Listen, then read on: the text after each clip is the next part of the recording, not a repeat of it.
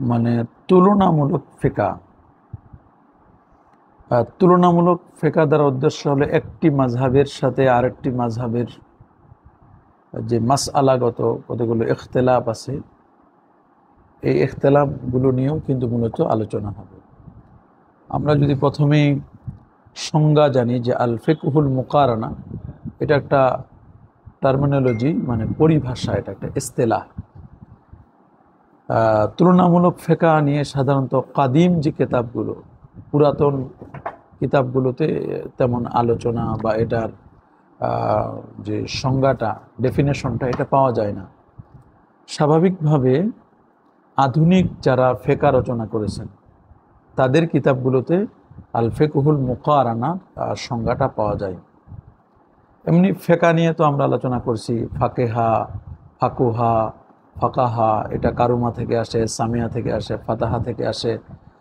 এর অর্থ হলো আল এদরাক, আল এদরাক উপলব্ধি করা, আল ফাহাম বুঝা। এটা আমরা ফিকহ সম্পর্কে আলোচনা করছি। মাজলিসু ফিকহিন, মাজলিসু ফিকহের একটা মজলিস, খৈরুম মিন ইবাদাতি সিত্তিনা সানা, 60 বছর নফল ইবাদতের চেয়ে উত্তম হলো ফিকহের একটি মজলিস।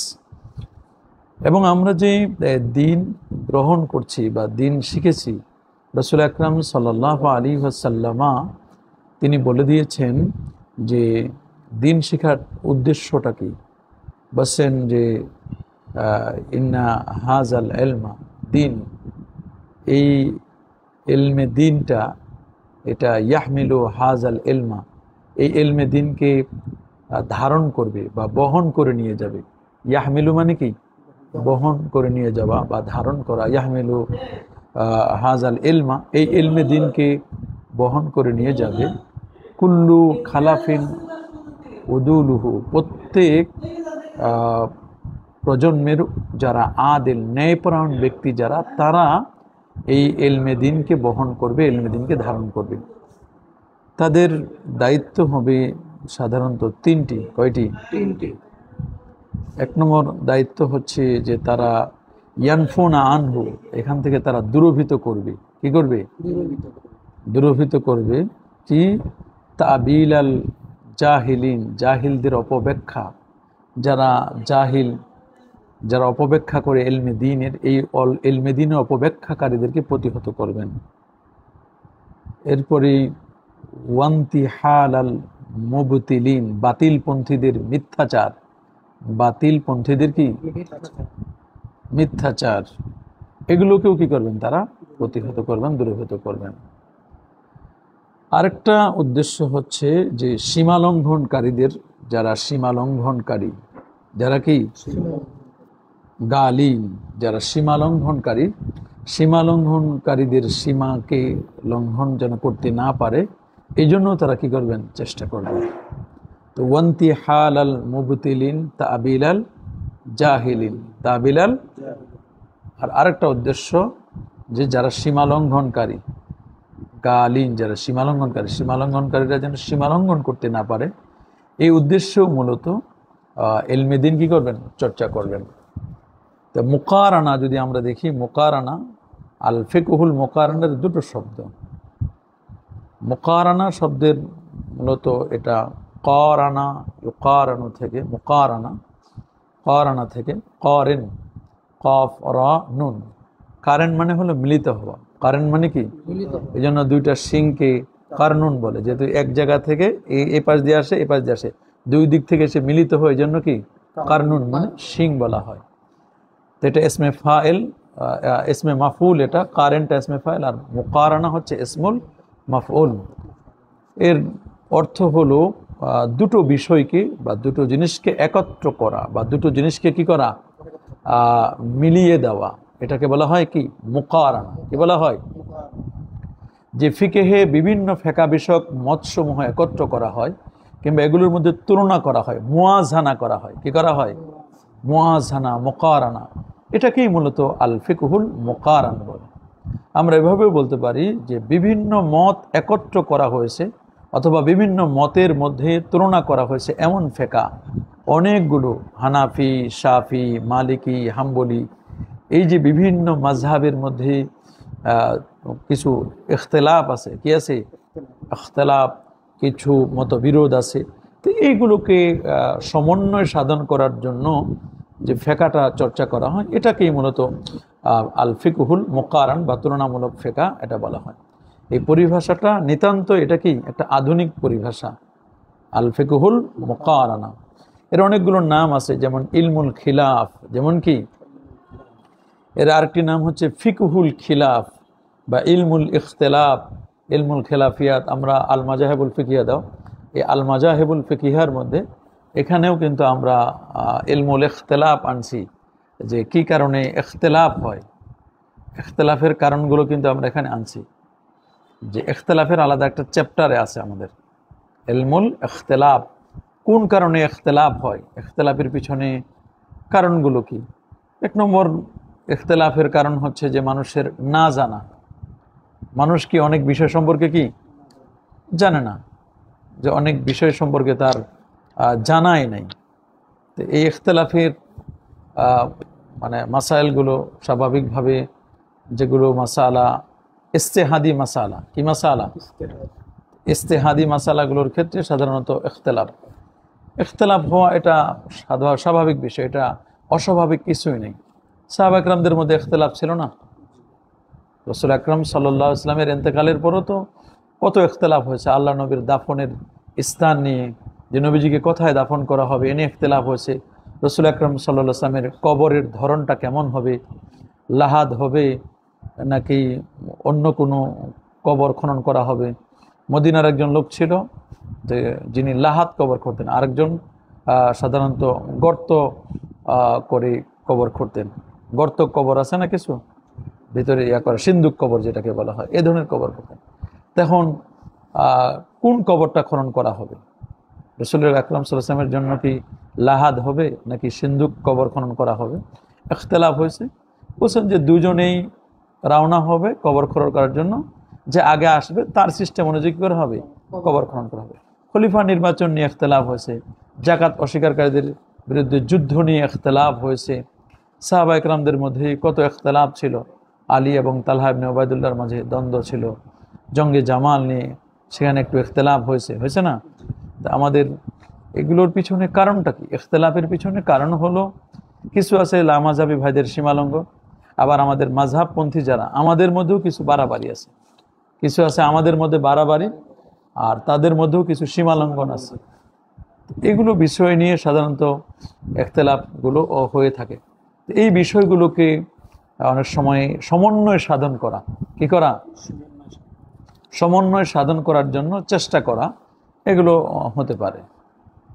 এই যে সমন্বয় সাধন করার জন্য ইখতিলাফ, হানাফি, ইমাম মালিক এবং শাফি এদের মধ্যে মাসালাতে কত পার্থক্য আছে, ইমাম আহমদ এবং ইমাম শাফির মধ্যে পার্থক্য, ইমাম আবু হানিফা এবং ইমাম শাফির মধ্যে পার্থক্য, ইমাম আজম আবু হানিফা এবং ইমাম মালিক রহমতুল্লাহ রাহিমাহুল্লাহ এই দুজনের মধ্যে পার্থক্য আছে।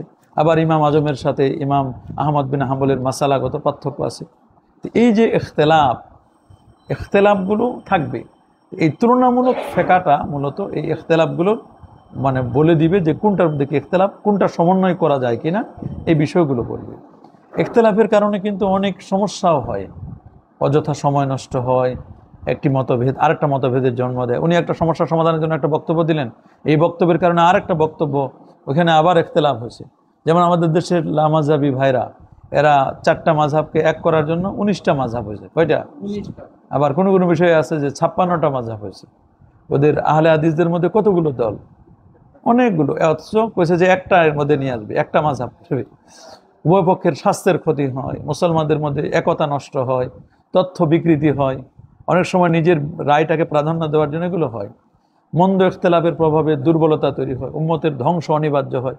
রাসূল আকরাম সাল্লাল্লাহু আলাইহি ওয়াসাল্লাম বলেছেন যে তোমাদের ইখতিলাফের পিছনে কারণ হলো যে তোমাদের ধ্বংস অনিবার্য। ধ্বংস কি? অনিবার্য। এখন এগুলো আল্লাহ রসুলের অসন্তুষ্টির কারণও হয়। ইখতিলাফ যত মতবিরোধ হয়, এই মতবিরোধের মূল কারণ কি?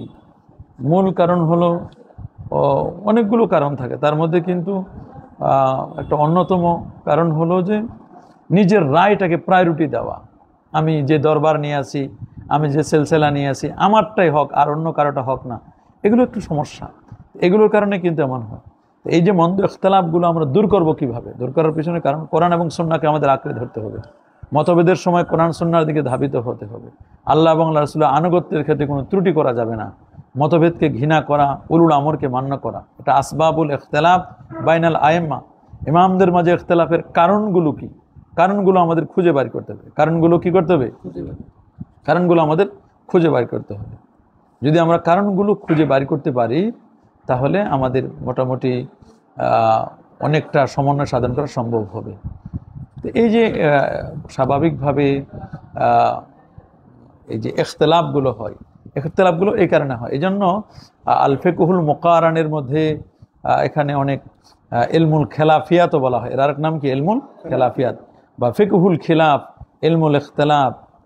ওলামায়ে কেরাম এটার সংজ্ঞা দিতে গিয়ে যেটা বলছেন যে ফিকহের মাসআলা সমূহ সম্পর্কে ইমামগণের বিভিন্ন অভিমত কোনরূপ পারস্পরিক তুলনা ছাড়া এক জায়গায় একত্রিত করা, পারস্পরিক তুলনা করা ছাড়াই এক জায়গায় কি করা? একত্রিত করা। জামুল আরা ইল মুখতালিফা, জামুল আরা ইল আরা, রায়গুলো আছে মুখতালিফা, ভিন্ন ভিন্ন রায়গুলোকে একত্রিত করা। ফিল মাসাইলিল ফিকহিয়া, কি ফিকহি মাসালার ক্ষেত্রে, আলা সাইদিন ওয়াহিদিন দুনা ইজরাইন মুওয়াজানাতি বাইনা, যে পারস্পরিক তুলনা করা ছাড়া এক জায়গায়। এবং ইমামগণের যে বিভিন্ন অভিমতগুলো কোনরূপ পারস্পরিক তুলনা করা যাবে না, যে ওনারটা ভালো ওনারটা, একত্রিত করাটাই হলো মূল আসল। সবগুলো ইখতিলাফগুলো কি করা? একত্রিত করা। সবগুলো ইখতিলাফ কি করা? একত্রিত করা। এই যে ইখতিলাফগুলো একত্রিত করব, ওলামায়ে কেরাম যে ফিকহটাকে এক করছেন কেন? এর পিছনে কারণ আছে না? সর্বপ্রথম তো ফিকহের যে উসুল, ফিকহ জানার জন্য কি লাগবে? উসুল লাগবে। উসুলগুলো লিপিবদ্ধ করছেন মূলত সর্বপ্রথম ফিকহের যে মূলনীতিগুলো, ফিকহের যে মূলনীতি উসুল যেগুলো, এগুলো লিপিবদ্ধ করছেন ইমাম আজম আবু হানিফা রাহমাতুল্লাহ 150 হিজরিতে। ওনার কিতাবটার নাম হলো কিতাবুর রায়, কিতাবুর, আর এখানে বলছেন জামুল আরা ইল মুখতালিফা। ইমাম আজম আবু হানিফার কিতাবুর রায়, এটা তার উসুলের কিতাব। ইমাম আবু ইউসুফ রহমতুল্লাহ 182 হিজরিতে তার কিতাব হলো কিতাবুল খারাজ, এই কিতাবটা তিনি বলছেন। ইমাম মোহাম্মদ 189 হিজরি একজন আলেম, তার কিতাব হলো কিতাবুল হুজ্জা, কি নাম? কিতাবুল হুজ্জা। ইমাম কাজী ঈসা ইবনে আবান রহমতুল্লাহ আলাইহি 221 হিজরি আলেম। ইমাম শাফি রহমতুল্লাহ আলাইহি উনি 204 হিজরি আলেম। কাজী ঈসা ইবনে আব্বানের কিতাবটার নাম হলো আল হুজাজুল কবির, কি নাম? আল হুজাজুল কবির, আল হুজাজুস সগীর। তারপর ইমাম শাফির লেখা কিতাব কিতাবুর রিসালা। এবং ইমাম আবু জাফর আত-তাহাবি রহমতুল্লাহ আলাইহি সবচেয়ে সুন্দর করে উনি সমন্বয় সাধন করছেন সবার রায়গুলোকে। প্রথমে বিরুদ্ধবাদীদের হাদিসগুলো এনেছেন, আসারগুলো এনেছেন, তারপর হানাফিদের দলিলগুলো এনেছেন, তারপর এনে দুইটা দলিলের মধ্যে সমন্বয় সাধন করেছেন, সর্বশেষ একটা সমাধান দিয়েছেন। এই জন্য ওনার কিতাবের নাম শরহুল মাআনি ওয়াল আথার, কি নাম? শরহুল মাআনি ওয়াল আথার। ইমাম আবু জাফর আত-তাহাবি, যাকে হানাফি মাযহাবের ব্যারিস্টার বলা হয়, কি বলা হয়? হানাফি মাযহাবের ব্যারিস্টার। তো এই যে ওনার এই কাজগুলো করেছেন, সমন্বয় সাধন করেছেন, সমস্ত ইমামদের রায়গুলোকে একত্রিত করেছেন, এটাও কিন্তু এক ধরনের তুলনামূলক ফিকহের সাথে আমরা বলতে পারি আল ফিকহুল মুকারান, এটাও বলা যায়। এরপর মুতাআখিরিনদের জামানা গেছেন। এটা তো স্বাভাবিকভাবে ইমাম আজম আবু হানিফা উনি তো তাবিঈ ছিলেন, 4 জন সাহাবীর সাক্ষাৎ পেয়েছেন, 100 বার আল্লাহর স্বপ্ন দেখছেন, 55 বার হজ করেছেন। ওনার মতো বড় আলেম উনি কিন্তু এই কিভাবে উসুল বের করতে হয়, ফিকহের উসুলগুলো কোরআন হাদিস নিয়ে কিভাবে মাসআলা বের করতে হয়, উনি ওনার ফতোয়া বোর্ডে কি দিয়ে দেখাই দিয়েছেন। 83,000 মাসালা বের করেছেন, 12,70,000 মাসালার ইঙ্গিত দিয়ে গেছেন তিনি। তো স্বাভাবিকভাবে মুতাআখিরিনদের জামানা যদি আমরা দেখি, তাতে প্রথম হলেন ইমাম জাসসাস রহমতুল্লাহ আলাইহি, উসুলুল জাসসাস, কি নাম? এরপরে আবু জায়েদ দাবুসি রহমতুল্লাহ 430 হিজরি আলেম, ওনার কিতাব হলো তাকবিমুল আদিল্লা, কি নাম? এরপর ফখরুল ইসলাম বাজদবি রহমতুল্লাহ আলাইহি, যেটা আমরা সবাই জানি 482 হিজরিতে ওনার ইন্তেকাল। ওনার যেটা ফিকহ গ্রুপে পড়ানো হয়, কি উসুলুল বাজদবি, তোমাদের ফার্স্ট ইয়ারে আছে না? সেকেন্ড ইয়ারেও আছে, ফার্স্ট ইয়ারেও আছে। তো এই যে আমাদের দুইটা গ্রুপই ফিকহুল, যেটা আল ফিকহুল মুকারানাত বোঝার জন্য উসুলুল বাজদবি, উনি কিন্তু ফিকহের উপর কাজ করেছেন। এবং ইমাম সারাকসি রহমত 483 হিজরির একজন আলেম, ওনার লেখা উসুলুস সারাকসি, ওনার কি? এটা হলো মুতাআখিরিনদের, এটা কি? মুতাআখিরিনদের জামানা। প্রথম ধারা উসুলে বাজদবিকে অনুসরণ করে মতন তৈরি করেছেন, বিশেষ করে আল্লামা হুসামউদ্দিন আকসিকাতি আকসিকাতি রহমতুল্লাহ আলাই। কি নাম তার? আল্লামা হুসামউদ্দিন আকসিকাতি রহমতুল্লাহ। তার কিতাবটার নাম হলো মুনতাখাবুল হুসামি। কি নাম? এটার আসল নাম হচ্ছে আল মুনতাখাব ফি উসুলিল মাযহাব, আল মুনতাখাব ফি উসুলিল মাযহাব। এবং জালালউদ্দিন খাব্বাজি রহমতুল্লাহ আলাই তার কিতাব হলো আল মুগনি। এটা উসুলি বাজদবির মুখতাসার একটা রূপ। উনি শুধু মুলাক্কাস এবারতগুলোকে এক করেছেন, নাম দিয়েছেন কি? আল মুগনি। এবং আল্লামা নাসাফি রহমতুল্লাহ আলাই যিনি এই কিতাবটি লিখেছেন খুব শর্ট টাইমে, মাত্র অল্প সময়ের মধ্যে লিখেছেন আল মানার। এবং আল্লামা মোল্লা জীবন রহমতুল্লাহ আলাই উনি লিখেছেন 1 মাস 6 দিনে, এই তো 1 মাস 1.25 মাস সময়ের মধ্যে। তো এই জন্য মুতাকাদ্দিমিনদের উসুলের আবার বিভিন্ন সরা করেছেন। আলাউদ্দিন বুখারী তার 2টা কিতাব, একটা হলো কাশফুল আসরার, এটা বাজদাবির সরা, উসুলে বাজদাবির কি সরা। আবার গায়াতুত তাহকিক, এটা মুনতাখাবুল হুসামির সরা করেছেন। আবার আমরা যদি দেখি আল্লামা কাকি রহমতুল্লাহ আলাইহি তার লেখা বিখ্যাত কিতাব জামিউল আসরার, এটা মানারের একটা ব্যাখ্যা গ্রন্থ। মানারের কি? আল্লামা কাকির এটা। এবং আল্লামা ইতকানী রহমতুল্লাহ তার 2টা কিতাব আছে, আত-তাবিঈন যেটা মুনতাখাবুল হুসামির কি সরা, এবং আশ-শামিল এটা বাজদাবির সরা। আল্লামা আকমালউদ্দিন বাবিরতি রহমতুল্লাহ আলাইহি, আকমালউদ্দিন উনি কিন্তু উসুলে ওই যে শরহ আকিদাতুত তাহাবি, আকিদাতুত তাহাবির একটা সরা করেছেন। এবং ওনার সরাটা খুব জামে এবং মানে আকমালউদ্দিন বাবিরতি রহমতুল্লাহ আলাইহি। এবং আল এনায়াও লিখছেন উনি, আল এনায়া ফি শারহিল হেদায়া, এটাও কিন্তু লিখছেন আল্লামা আকমালউদ্দিন বাবিরতি। এই যে আল এনায়া আছে না এখানে, ওই যে আল এনায়াও কিন্তু এখানে আছে, এনায়াটা বাবিরতির লেখা। এবং আর রুদুদ ওয়ান নুকুত মুখতাসারুল ইবনে হাজারের সরা করছেন। শামসুদ্দিন আল ফানারি ফুসুলুল বাদাই ফি উসুলুশ শারাই, ইবনে নুজাইম আল হানাফি ফাতুল গাফফার ফি শারিল মানার। তো এই মানার গ্রন্থকার এটা অনেকেই সরা করছেন। আল্লামা আজমিরি রহমতুল্লাহ আলাইহি হাশিয়াতু আলা মারআতিল উসুল, তো এগুলো তারা অনেক কিতাব লিখে গেছেন। 3য় ধারায় যারা উসুল ফিকহের বিভিন্ন তাহকিক করেছেন, এই উসুলগুলো দিয়ে টার্গেট কি? যাতে করে মাসালা ইস্তেমবাত করা, কি করা? আর ইস্তেমবাতের উদ্দেশ্য হলো কি? ইতাআত করা। ইস্তেমবাত করবে যে মাসালাটা আতিউল্লাহ ওয়া আতিউর রাসূল ওয়া উলিল আমরি মিনকুম। আল্লামা ইমাম ইবনুল হুমাম তার লেখা আত-তাহরির, আলাউদ্দিন সামারকান্দির লেখা মিজানুল উসুল, আল্লামা মুহাম্মদ আসমান্দি রহমতুল্লাহ আলাইহি লেখা আল আসমান্দি, ওনার লেখা হচ্ছে কি আল মিজান ফিল উসুল। এবং আল্লামা ইবনুস সাআতি বাদিউন নিজাম, এগুলো লিখেছেন। কেন এগুলোর মূলত কারণটা কি? কারণ হচ্ছে যে কিছু উসুল এমন যেটা ইমামদের থেকে বর্ণিত মাসালাকে প্রণয়ন করা হয়েছে। ইমামদের বর্ণিত বিভিন্ন মাসালা, উনি একটা মাসালা লিখেছেন, এটার আলোকে কিন্তু অনেক সময় উসুল বানানো হয়েছে। আবার কিছু এমন আছে সরাসরি কোরআন হাদিসে উল্লেখ আছে, কিছু উসুল আছে কি কোরআন হাদিসের আলাদা আলাদা। আবার বেশিরভাগ উসুল ইমামদের থেকে বর্ণিত, বেশিরভাগ উসুল কারদের থেকে? ইমামদের থেকে কিন্তু নেওয়া হয়েছে বেশিরভাগ উসুল। তো এই যে আমরা ফেকা পড়ি বা উসুলে ফেকা পড়ি, কেন? উদ্দেশ্য হলো অন্ধ অনুসরণ ছেড়ে বুঝে বুঝে অনুসরণ করার জন্য কিন্তু উসুলে ফেকাটার প্রয়োজন। উসুলে ফেকাটার কি প্রয়োজন? আবার মানসুস এবং কিয়াসি মাসালার মধ্যে পার্থক্য করা, কোনটা নসওয়ালা মাসালা, মানে কোনটা মাসালার ক্ষেত্রে নস আছে, কোরআন এবং সুন্নাহর দলিল আছে, আবার কোনটা মাসালা কিয়াস ইস্তেহাদ করতে হবে আমাকে। তা আমি যদি না জানি, এটা পার্থক্য করতে পারবো আমি উসুলের দ্বারা। কিসের দ্বারা? উসুল যখন পড়বো। আবার প্রত্যেক যুগে ওলামায়ে কেরাম উসুলে ফিকহকে এটা কেন পাঠ্য পুস্তক হিসাবে অন্তর্ভুক্ত করছেন? কারণ হলো এমন কোন যুগ ছিল না যে যুগে এগুলো, শুধু রাসূল আকরাম সাল্লাল্লাহু আলাইহি ওয়াসাল্লামের যুগ, সাহাবীদের যুগ, তাবিঈনদের যুগে এটা তো আকারে উসুল বের করে দিয়েছেন। প্রাথমিক যুগে কিছু ছিল না। নাহু বলো, সরব বলো, বালাগাত বলো, মান্তিক বলো, এগুলো দ্বারা কোরআনের এবারতটা হল করা যাবে। কি করা যাবে? আমরা যে নাহু সরব পড়ি কেন? কোরআন এবং সুন্নাহর এবারতটা হল করা, সমাধান করার জন্য। আর উসুলে ফিকহের দ্বারা কোরআন সুন্নাহর যে মণিমুক্তা ভিতরে আছে, ডুবুরি হয়ে মণিমুক্তাগুলো সংগ্রহ করতে হবে। নাহু সরব দ্বারা কোরআন সুন্নাহর সাঁতার শেখা যায়। কোরআন এবং সুন্নাহর মধ্যে আমি কি করতে পারবো? সাঁতার দিতে পারবো। কিন্তু গভীরে সাঁতার করবো, আমি সাঁতার দিতে পারবো। আর উসুলে ফিকহের দ্বারা মূলত আমি গভীরের ভিতরে ঢুকতে পারবো।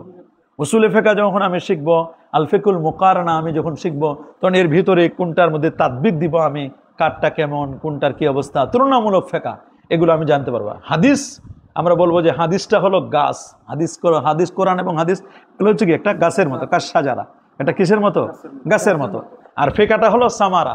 এই জন্য আমরা ফিকহটাকে বলা হয় সামারাতুল কোরআন ওয়াস সুন্নাহ, সামারাতুল কোরআন ওয়াল হাদিস।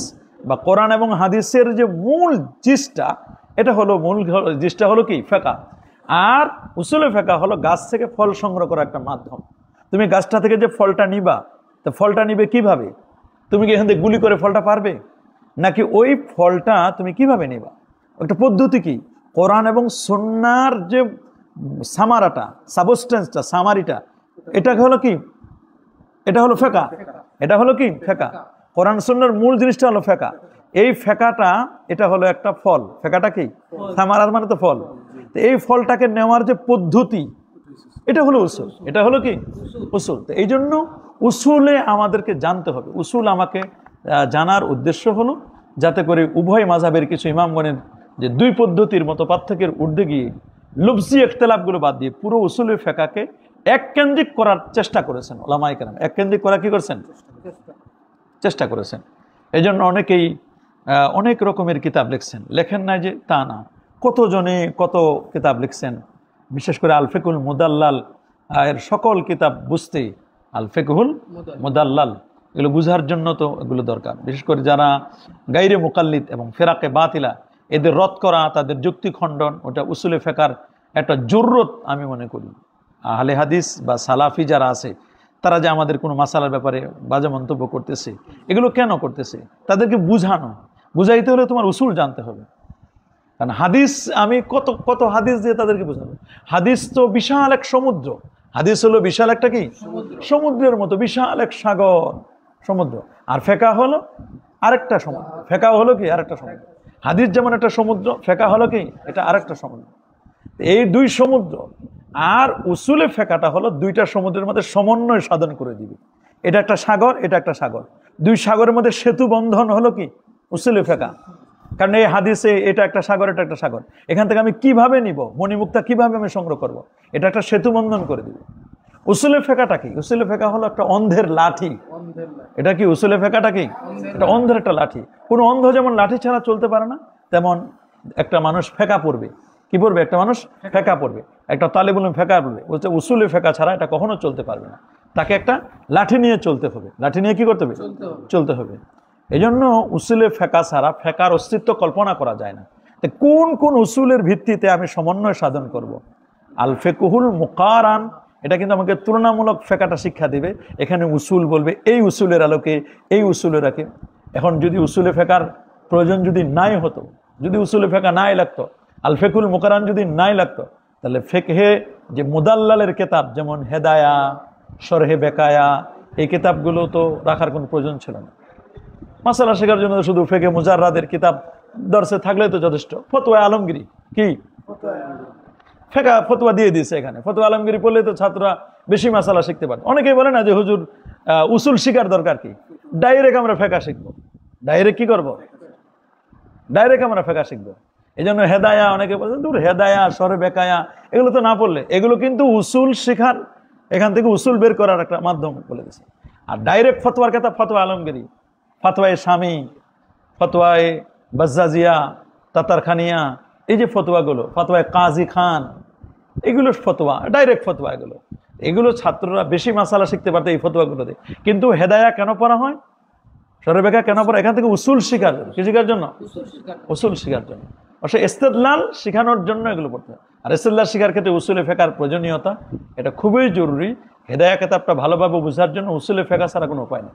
যদি হেদায়া বুঝতে চাও, উসুল লাগবে। কি লাগবে? উসুল লাগবে। উসুল ছাড়া এগুলো বোঝা যাবে না। উসুল ছাড়া কখনো কি বোঝা যাবে না। এই জন্য উলামায়ে কেরাম এর সবসময় তারা চেষ্টা করেছেন কিভাবে একটা উসুল বাইর করা যায়। উসুল যদি তোমার জানা শেখা থাকে, তাহলে তুমি যে কোনো সময়, তুমি যে কোনো মাসালা তুমি বের করতে পারবে। কারণ অনেক সময় তো অনেক বিষয় নিয়ে ইখতিলাফ হয়েছে। যেমন ফুকাহায়ে কেরামদের মধ্যে ইখতিলাফ হয়েছে না, কত মাসালা ইখতিলাফ হয়েছে। যেমন এমন আছে যে একজন লোক তার স্ত্রীকে বলল যে তুমি যদি আর কোনোদিন বাপের বাড়িতে যাও, তুমি যদি আর কোনোদিন বাপের বাড়িতে যাও, তাহলে তুমি তালাক। তারপর বাবা মা মারা গেছে, মনে করো মারা যাওয়ার পরে সে বাপের বাড়িতে গেছে। এখন তালাক হবে কি হবে না? তুমি যদি কোনোদিন বাবার বাড়িতে যাও, তাহলে তুমি কি তালাক। এখন সে বাবা মারা গেছে, মারা যাওয়ার পরে এখন বাবার বাড়িতে গেছে, এখন কি তালাক হবে কিনা? জাফর আহমদ উসমানী সাহেব উনি বলছেন যে তালাক হবে না।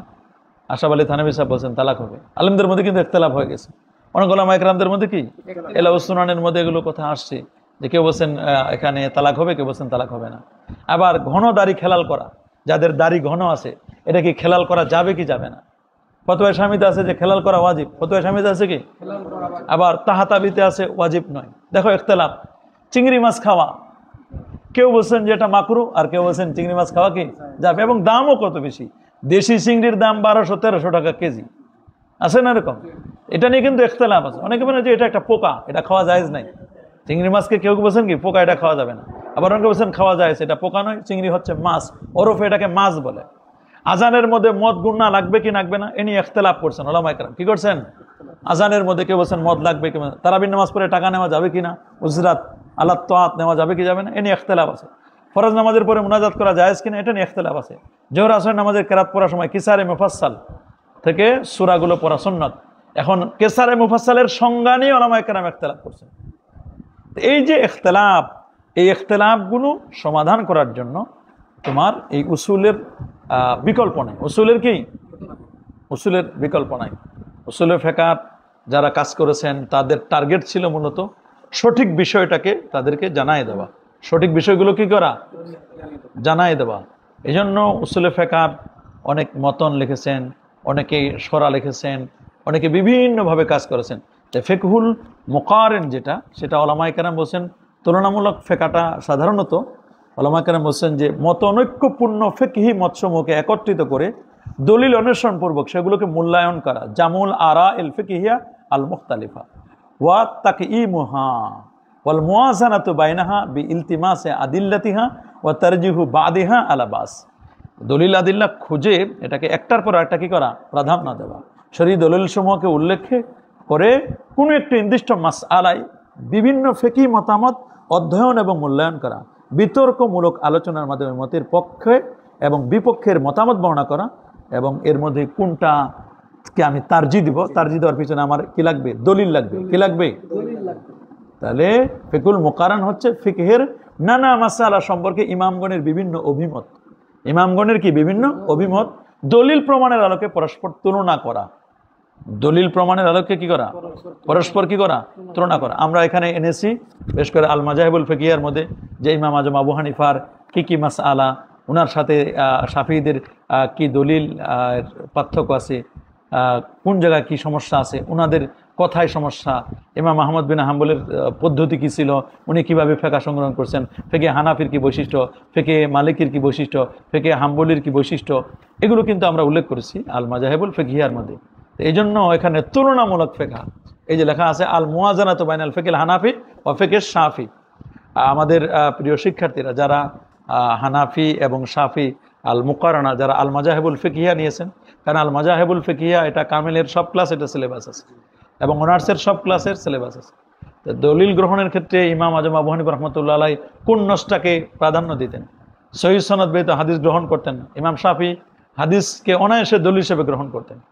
ইমাম শাফির এক ধরনের সিস্টেম, আর ইমাম আজম আবু হানিফা রাহমাতুল্লাহ এক ধরনের। এই জন্য আল মুওয়াজানাতু বাইনাল ফিকহিল হানাফি ওয়াল ফিকহিশ শাফি, হানাফি এবং শাফি মাযহাবের মধ্যে তুলনামূলক আলোচনা। এই তুলনামূলক আলোচনা ইজমার ভিত্তিতে কখনো কখনো ইমাম শাফি হাদিসের প্রসিদ্ধ এবং বিশুদ্ধতা যাচাই না করে কেবল হাদিসের সনদ রাসূল পর্যন্ত পৌঁছছে বলে উনি হাদিসটা গ্রহণ করেছেন। মদিনার মুহাদ্দিসগণের সিস্টেমও ছিল এরকম। ইমাম আজম আবু হানিফা রাহমাতুল্লাহ সহিহ সনদ কিনা, বর্ণনাটি মাশহুর কিনা, এগুলো যাচাই বাছাই করে তারপর হাদিস গ্রহণ করতেন। তো দুজনের মধ্যে পার্থক্য হয়ে গেল না, ফিকহে হানাফি এবং ফিকহে শাফি। ইজমার ভিত্তিতে সমাধানের ক্ষেত্রে ইমাম শাফি মনে করেন উম্মতের ইজমা তাবিঈদের যুগে শেষ হয়ে গেছে। এটা ইমাম শাফির কথা। ইমাম শাফি বলছেন যে উম্মতের ইজমাটা কি হয়ে গেছে, এটা তাবিঈদের যুগে শেষ হয়ে গেছে, এখন আর শরঈ বিষয়ের উপর ইজমা শুদ্ধ হবে না। কিন্তু হানাফিগণের বক্তব্য প্রয়োজনের তাগিদে কিয়ামত পর্যন্ত ইজমা অব্যাহত থাকবে, কিয়ামত পর্যন্ত কি ইজমাটা অব্যাহত থাকবে। কিয়াসের ক্ষেত্রে ইমাম আজম আবু হানিফা রাহমাতুল্লাহ আলাইহি ইজমা এবং কিয়াসের উপর সর্বদা গুরুত্ব দিতেন, এবং যে কারণে তাকে অনেকে আহলুর রায় বলছে। কি বলছেন? বা আহলুল কিয়াসও বলেছেন। আপনি খালি কিয়াস করেন, আপনি শুধু আন্দাজ করে কথা বলেন, ধরছে না, অনেকেই তো বলছেন। ইমাম শাফি রাহমাতুল্লাহ আলাইহি ইজমা এবং কিয়াসটাকে এতটা গুরুত্ব দেয় নাই।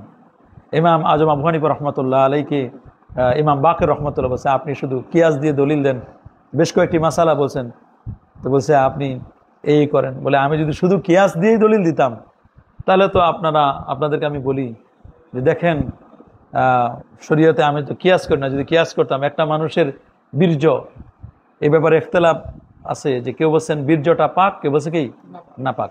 মানুষের বীর্য পাক না না পাক, এই মাসালা কিন্তু আমরা এখানে নিয়ে আসছি যে মণি পাক না না পাক।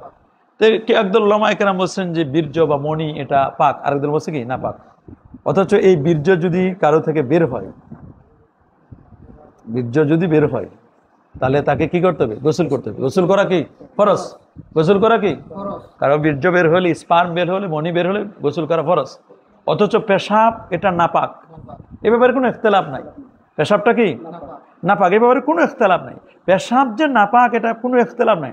অথচ আমরা ঘন্টার পর ঘন্টা, 5 ঘন্টা পর, 4 ঘন্টা পর, 2 ঘন্টা পর আমরা পেশাব করতেছি, 1 লিটার 1.5 লিটার পেশাব করতেছি।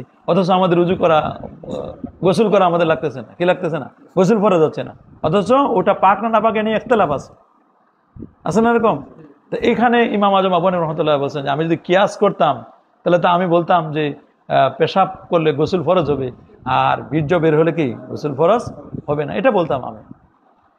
তারপর উনি বলছেন যে দেখেন এই পৃথিবীতে পুরুষরা পায় 1 টাকা, পাইলে নারীরা পায়, পুরুষরা 2 টাকা পাইলে নারীরা পায় 1 টাকা। আমি যদি কিয়াস করতাম তাহলে আমি বলতাম যে না, নারী পাবে 2 টাকা, পুরুষ পাবে 1 টাকা। কারণ পুরুষ তো হরকত করে এক জায়গা থেকে আরেক জায়গায় যায়, এক জায়গা থেকে কি এক জায়গা থেকে আরেক জায়গায় যায়। নারীরা তো ঘরের মধ্যে বসে থাকে না, হরকত নাই, কিছু নাই, স্বাভাবিকভাবে নারীরা কি এক জায়গায় বসে থাকে। তো পুরুষদের তো, পুরুষরা ইনকাম করতে পারে, নারীরা তো ইনকাম করতে পারে না। নারীরা কি ইনকাম করতে পারে? পুরুষরা তো শক্তিশালী, নারীরা হচ্ছে কি দুর্বল। নারীরা কি দুর্বল। তো আমি দুর্বল হিসাবে তাদেরকে দিতাম 2 টাকা, আর এদেরকে দিতাম কয় টাকা? 1 টাকা। পুরুষ যদি বিভিন্ন জায়গা থেকে সোর্স আছে, ইনকাম সোর্স আছে। ওরকম বলছেন যে নামাজ এবং রোজার ক্ষেত্রে নারীরা যদি স্বাভাবিকভাবে পিরিয়ড হয়, তাদের এই পিরিয়ড চলাকালীন সময় নারীদের রোজা এটা কি কাজা করতে হবে। কি করতে হবে? অথচ নামাজ কি কাজা করতে হবে? নামাজ কিন্তু কাজা করতে হবে না, নামাজ তো কাজা নাই, তার নামাজের কোনো কাজা নাই পিরিয়ড চলাকালীন সময়। অথচ রোজার চেয়ে নামাজের গুরুত্ব বেশি, রোজার চেয়ে নামাজের গুরুত্ব বেশি।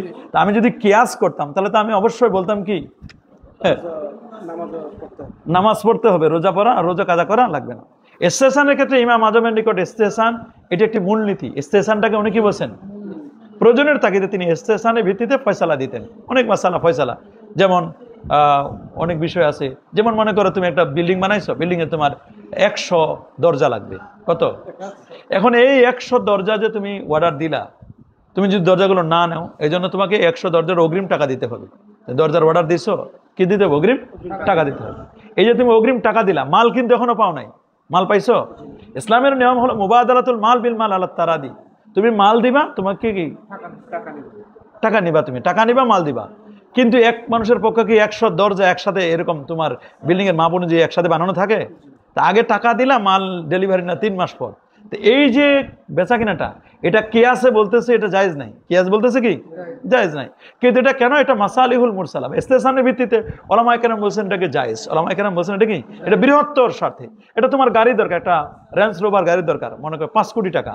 তুমি বিদেশ থেকে গাড়িটা আনবা, বিদেশ থেকে আনতে তোমাকে এলসি করতে হবে। কি করতে হবে? এলসি করতে হবে।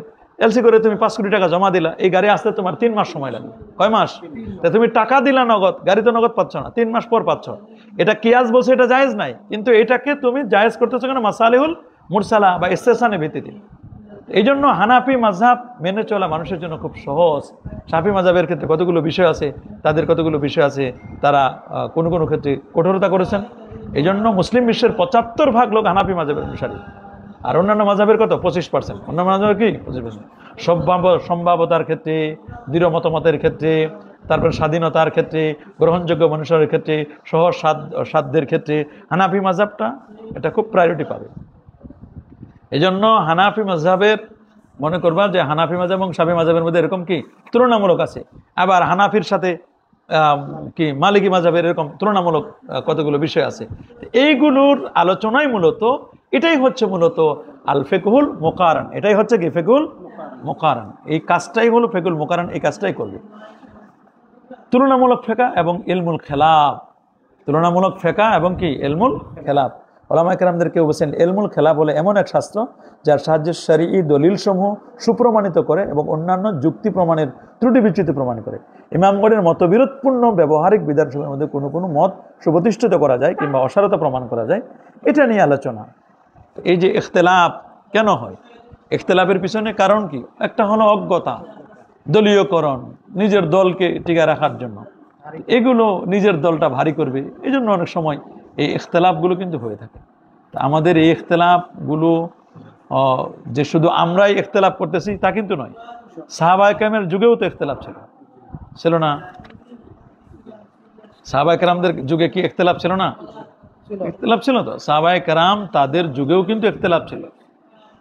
সাহাবায়ে কেরামদের মধ্যে খোদ সাহাবারা নিজেরা কত রকমের তার ইখতিলাফ করছেন, মতবিরোধ করছেন সাহাবায়ে কেরামদের মধ্যে, আছে না? সাহাবায়ে কেরামদের মধ্যে কত ইখতিলাফ।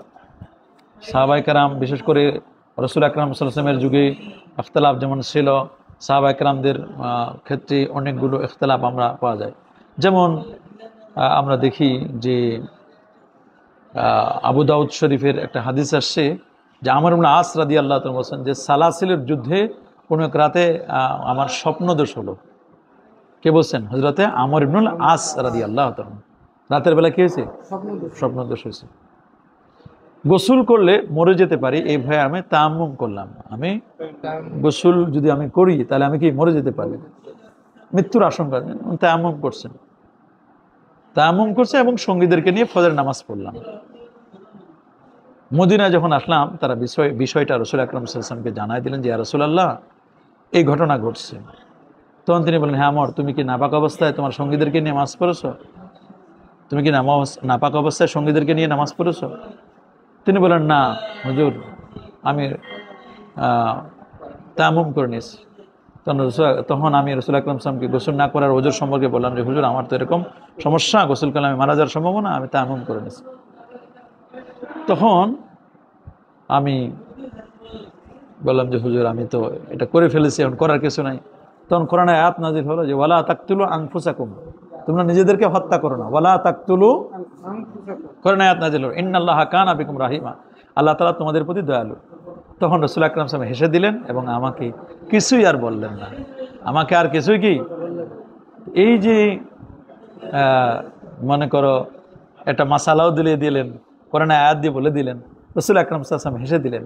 তাহলে বোঝা গেল সাহাবায়ে কেরামদের মধ্যে এরকম ইখতিলাফ কি ছিল। আবার একদিন দুইজন লোক সফরে বের হলো, নামাজের সময় হলো, তাদের সাথে পানি ছিল না। কি ছিল না? কি করবে? এই জন্য পবিত্র মাটি দিয়ে তায়াম্মুম করে নামাজ পড়লো তার। আবার নামাজের সময়ের মধ্যে পানি পাওয়া গেল, তখন তাদের একজন কি করলো, আবার নতুন করে উজু করে কি করলো, নামাজ পড়লো। আরেকজন নতুন করে উজু করে নামাজ পড়লো না। দুজনে রাসূল আকরাম সাল্লাল্লাহু আলাইহি ওয়াসাল্লামের কাছে তাদের ঘটনা খুলে বললো। তখন যে ব্যক্তি নামাজ পুনরায় পড়েনি, রাসূল আকরাম সাল্লাল্লাহু আলাইহি ওয়াসাল্লাম তাকে বলছেন যে তুমি সঠিক করেছো, আবার তোমার নামাজ যথেষ্ট হয়ে গেছে। যে নামাজ পড়েনি, নামাজ তো একবার পড়ছি আমি। আর যে ব্যক্তি উজু করে পুনরায় নামাজ পড়েছে, নবীজি তাকে বলছেন তোমার জন্য ডাবল সওয়াব, তোমার জন্য কি। এটা আবু দাউদের 338 নম্বর একটা হাদিসে আসছে। তাহলে দেখো, এরকম অনেক সময় হয়ে যায়, অনেক সময় কি হয়ে যায়। এই সাহাবায়ে কেরামদের মধ্যে এই যে ইখতিলাফ, এই যে মতবিরোধ, এগুলো ছিল। সাহাবায়ে কেরামদের মধ্যে কি এরকম ইখতিলাফ, মতবিরোধ নবীর যুগে যেমন ছিল, সাহাবায়ে কেরামের যুগেও কি ছিল। ইখতিলাফ তো থাকবে। ইখতিলাফ কি? এই ইখতিলাফগুলোকে সমন্বয় সাধন করা, ইখতিলাফগুলোকে কি করা, সমন্বয় সাধন করা, এটাই হচ্ছে মূলত কি টার্গেট। কিভাবে ইখতিলাফগুলো সমন্বয় সাধন করা যাবে আলোচনা হবে কি আল ফিকহুল মুকারানের মধ্যে। আল ফিকহুল মুকারান, তুলনামূলক ফিকহের মাঝে। কিসের মাঝে? তুলনামূলক ফিকহ।